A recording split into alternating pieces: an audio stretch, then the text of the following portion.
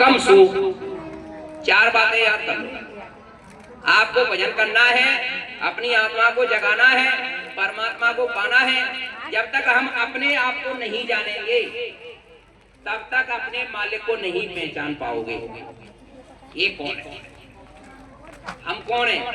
हम शरीर नहीं है, हम प्रभु की अंश आत्मा है।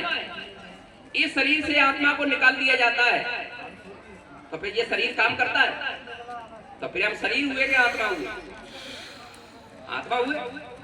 तो हम शरीर नहीं है, हम आत्मा है। सारा जौहर, सारी शक्ति, सारा पावर प्रभु की अंश आत्मा का है।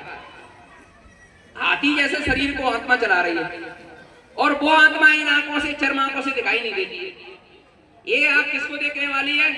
ये संसार को, ये माया की छाया को देखने वाली आंख है। ये परमात्मा को देखने वाली आंख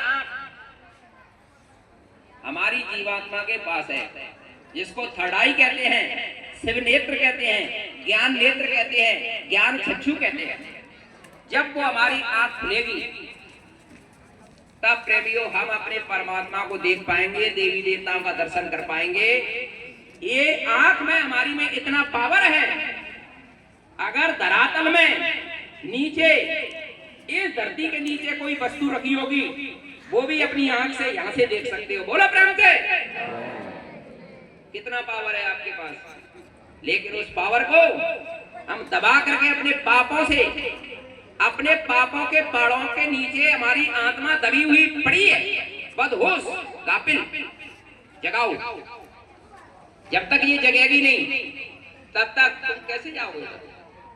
पहले अपने आप को जगाओ कि अब तो जाग पड़ो, देना समय नहीं है सोने का। अब तो जाग पड़ो भैया, समय नहीं है सोने का। युग बीत गए, सदियां बीत गई, कल्प बीत गए, जन्म से मरते, लेकिन हमने अपने आप को नहीं जाना। हम कौन? अरे उसका कर्जा ले लिया, उसको वापस कर दो। झूठ बोलना है जो आपको आता है, उसको झूठ को त्याग दो। छल करना आता है, उसको छल को त्याग दो। कपट करना आता है, उसको त्यागो। बेईमानी करना आता है, उसको त्यागो। बुराई को छोड़ते नहीं है, परमात्मा को पाना चाहते हो। क्या ये संभव है? नहीं, कभी नहीं हो सकता है। जब तक बुराई को नहीं छोड़ोगे तब तक गुरु की दया को नहीं ले पाओगे। गुरु की दया तो हो रही है, या आ रही है?